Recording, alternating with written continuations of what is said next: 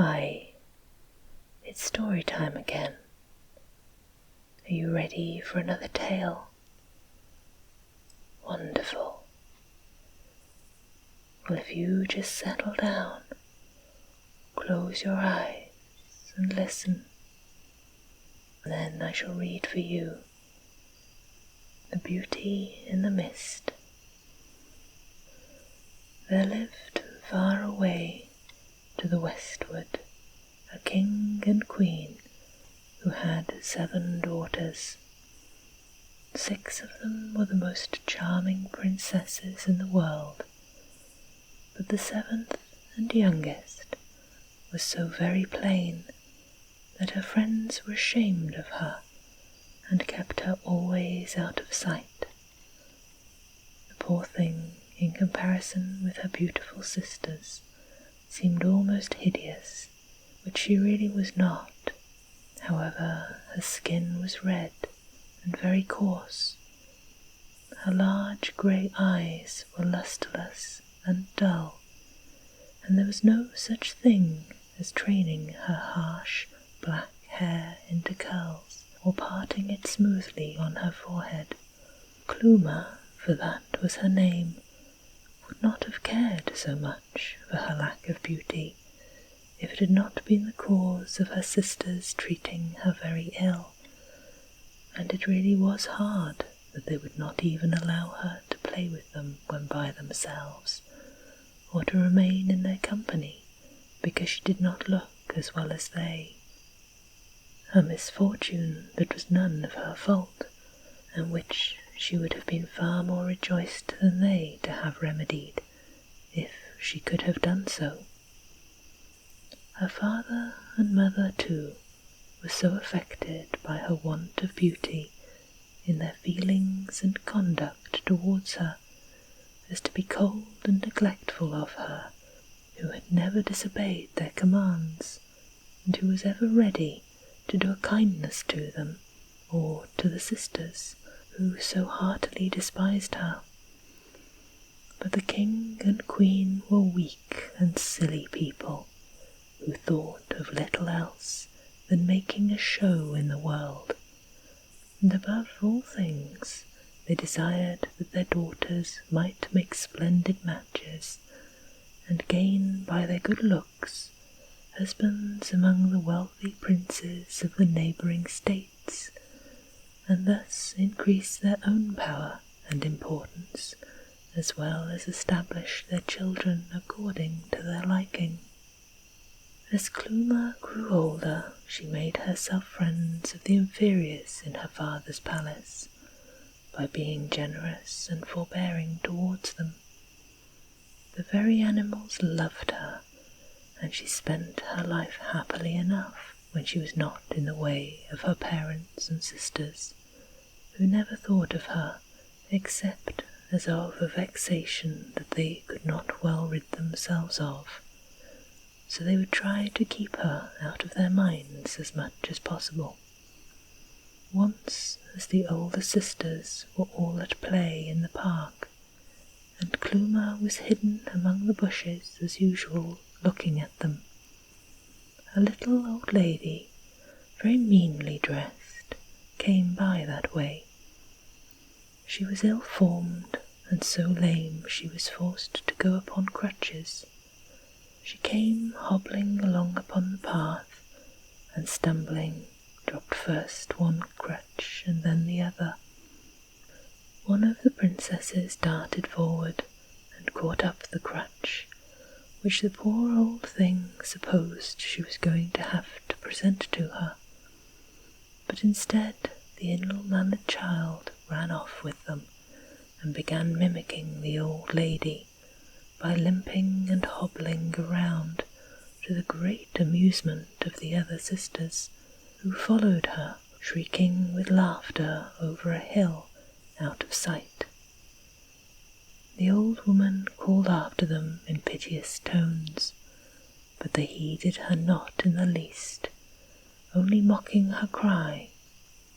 When Klumer, stealing forth from her hiding-place and coming to her, said, "Do not cry, I will find your crutches for you," and before the old woman could speak, darted off, soon returning with the crutches in her hand, having found them just beyond the hill where her unfeeling sister had tossed them.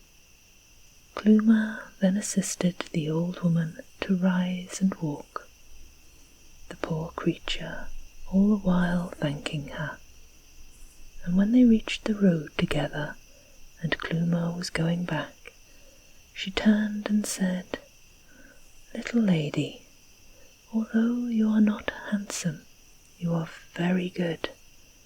I shall never forget your kindness to me this day, and though I now look so poor, I may yet be able to do you a great service in return for the good you have done me.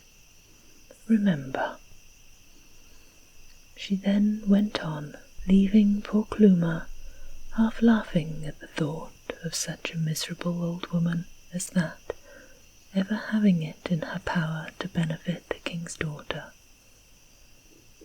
As Klumer grew older, her sister's ill-treatment of her became more marked.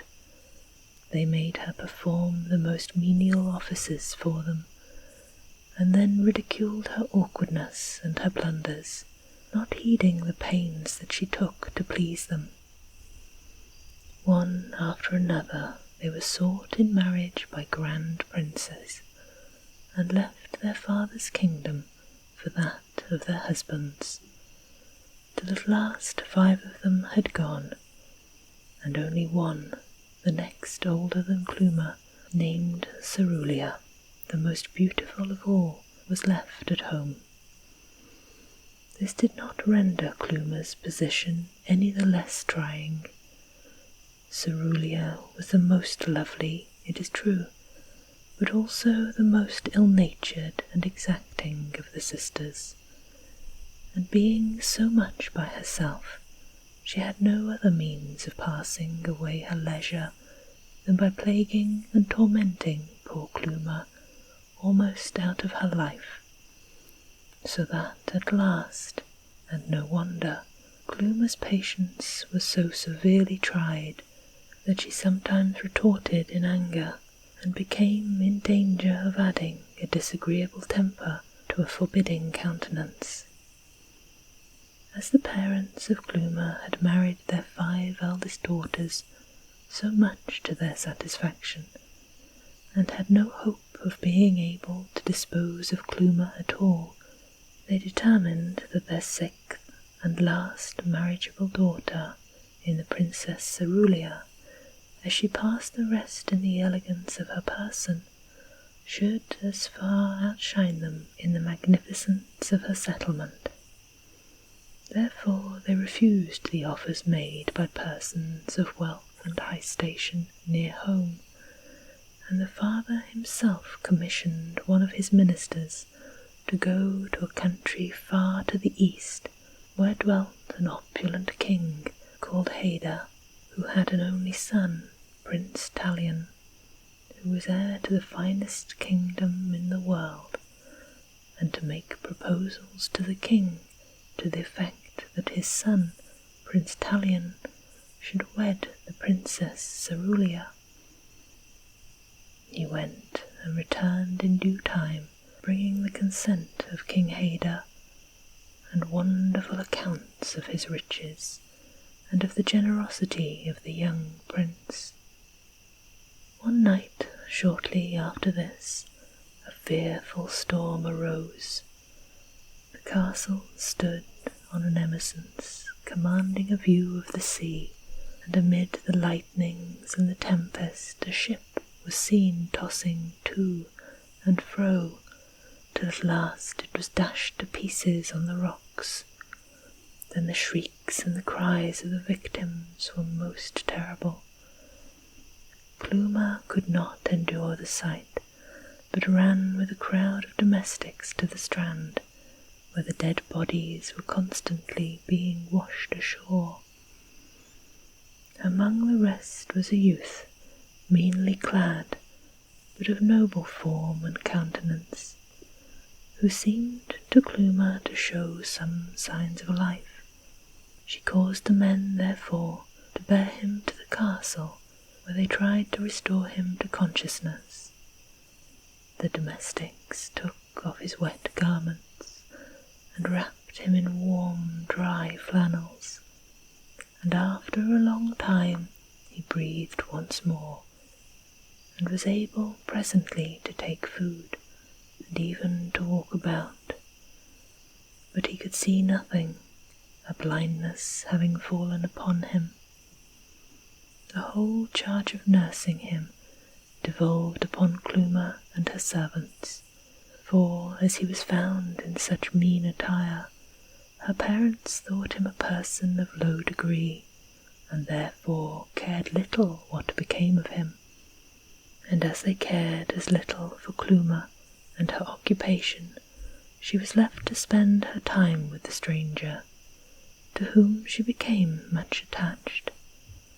And as he could not see, she used to lead him about the parks and grounds for air. He seemed to be very much pleased with her, and never liked her to be away from him. One day, while walking about, she encountered the minister who had been sent with the commission to the kingdom of Haida. How great was his astonishment at the recognition in the poor blind youth that Klumer was leading about, the rich Prince Talion.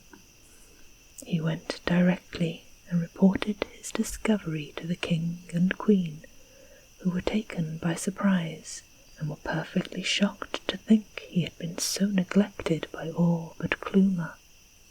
But they determined now to make amends. Immediately a magnificent palace was prepared for him, costly robes put upon him, and servants kept constantly in waiting. As for Klumer, she was sent away, though he was ever asking for her, and supposed that she was the princess to whom he was betrothed, not knowing that the king had another daughter. He presently confessed his rank, and that he came in disguise to see for himself his future bride. Being in the hands of a skilful physician, his sight was soon restored, and when he asked to see her who had saved his life, and who had nursed him so long and faithfully, they brought before him the Princess Cerulia. He was charmed when he first cast his eyes upon her beauty, but when she spoke to him, the smile of joy left his lips, and he prayed of them not to deceive him. And when they still strove to convince him that it was she, he cried, "Would that I might be blind again, if her voice would have the music that it had in my past hours of darkness."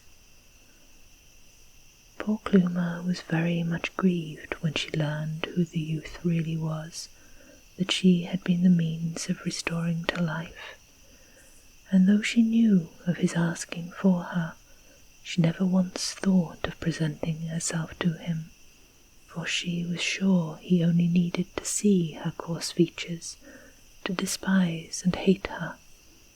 Nevertheless, she could not keep herself from thinking of him, and every day saw her sadder and more troubled, till at last, more miserable than ever, she wandered far away from home, and sat herself down to bewail her sad lot.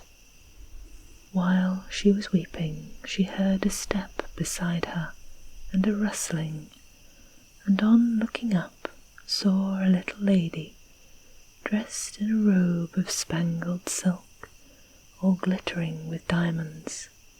Klumer could not at first remember that she had seen her before, but she spoke and said, "Young princess, why do you weep?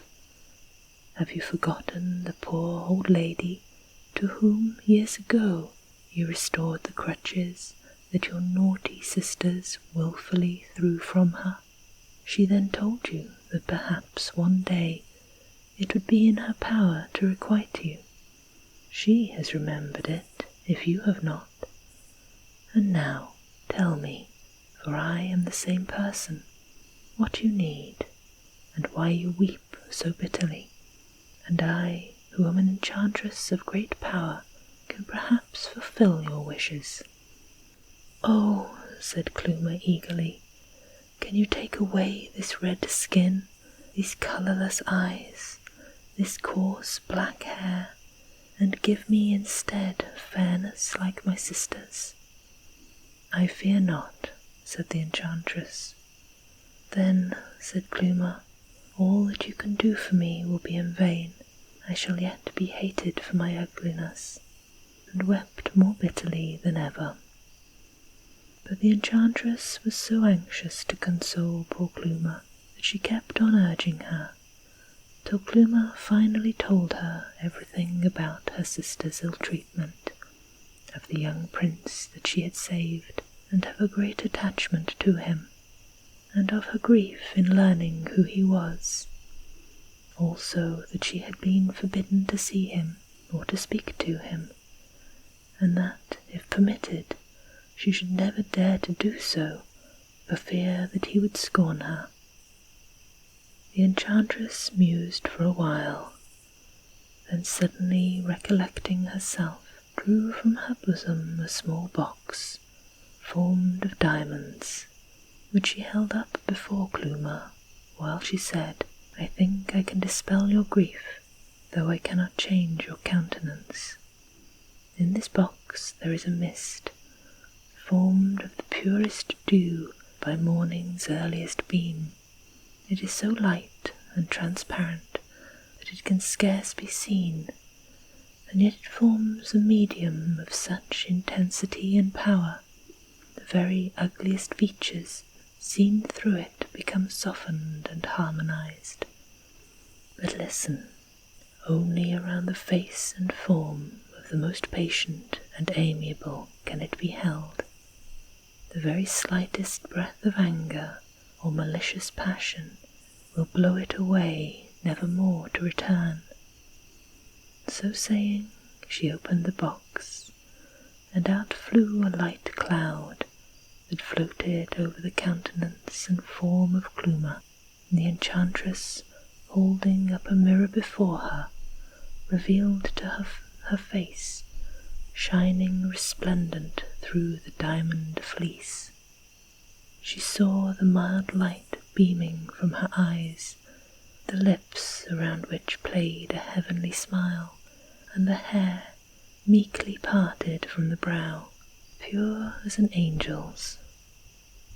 Klumer was almost transported, and turned to thank the enchantress for so long remembering and so generously rewarding a simple act of kindness. The little lady smiled on her and said, "Go back to your home, but do not forget the conditions on which you keep your charms. Be patient and obedient, and all will yet prosper with you." And before Klumer could thank her again, she vanished. Klumer reached her home at night, where she was told that her parents had given their commands that she should remain constantly in her room, and never expose herself to the risk of being seen by the prince, who was as yet ignorant of her existence. This was sad news to poor Klumer, and she began to despair of ever seeing the prince again, as now matters were in progress for the marriage, which was soon to be celebrated between her sister and the prince, and they would probably depart ere she should be released. But she made no resistance, only followed the attendant who was instructed to lead her to imprisonment. As she passed through the halls, the servants were struck with wonder at the amazing change which had taken place with Klumer, and that she had become the most beautiful of the princesses. Day by day, as they attended her, they became accustomed to the change, and spoke of her among themselves as if she had always been, as now, preeminent. All this long time, for a month at least, Klumer had not seen her parents and sister, who only wished to keep her out of sight, and beyond this cared very little what became of her. Nor even had she caught a passing glimpse of the prince, from whom they concealed all knowledge of her existence. The pains they took to accomplish their wishes in this respect was the very cause of bringing Klumer to his notice. One of the servants in waiting on him, who, like all the rest, was attached to Klumer, and indignant at her being deprived of her liberty, let fall some hints one day that awakened the curiosity of the prince about the beautiful daughter of the king, who was confined in the palace, and, being urged, told the whole story of her wrongs, that it was Klumer, not Cerulia, who had saved his life, and whose voice he so loved to hear. The prince, enraged at the deceit that had been practised upon him, immediately sent for the king and queen, and demanded that they should produce their other daughter, who was a prisoner in the palace, or that he would leave the kingdom at once and return home alone. They were very much alarmed, and tried to appease his wrath by making a confession of the fraud that they had practised on him, but represented that it was on account of the perfect hideousness of Klumer, and that she was not even fit to be presented to him. But as they had already deceived him, and the servant had expatiated largely on her great attractions, he persisted in his desire to see her. The Princess Cerulia, in a rage that implied slight to herself, and thinking to mortify the prince and Klumer at the same time, proposed that she should be sent for, and the king, thinking it the best mode of ending this importunity of the prince and of convincing him of the truth, consented to its being done. She was accordingly conducted, trembling and agitated, into their presence. The Princess Cerulia haughtily and triumphantly turned her eyes, first upon the prince, then upon Klumer, when lo! She stood glowing before them in unsurpassed loveliness. The king and queen were no less amazed, not knowing how this wonderful change had been wrought. As for the prince, he needed no second look to know that to this princess his heart should be given. He thanked her for his life, which she had saved to him, and when she answered, he knew the voice he had so longed to hear again. The king, seeing that there was still hope of his claiming the prince for his son-in-law, came forward and tendered the hand of Klumer, which the prince graciously accepted, as by this time he was completely captivated. Words cannot describe the rage of the Princess Cerulia when she saw Klumer thus openly preferred to herself, and her mortification knew no bounds when, after an imposing pageant and bridal ceremony at which she was forced to appear as chief bridesmaid, she saw Klumer depart as the bride of the Prince Talion to the kingdom of his father, to which he was heir, and where they lived in happiness many long years. And Klumer still grew more lovely in the eyes of her husband, for the mist was never dissipated as long as she lived by the rude breath of anger or malice. Peaceful slumbers. Sleep sweet.